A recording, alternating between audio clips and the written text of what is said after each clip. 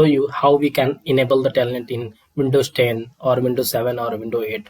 So basically you have to go to the run control panel. After that you have to go to the program.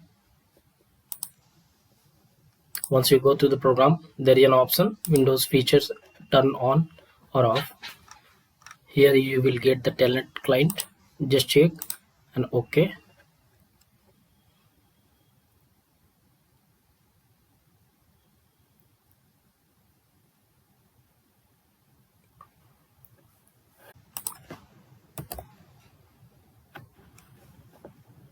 So let me check if the Telnet is working fine or not.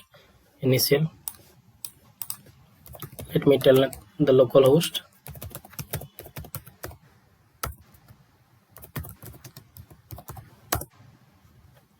So since it's not enabled yet, it is not working.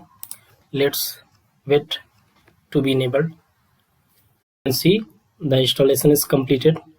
Now let's move and we'll check the Telnet.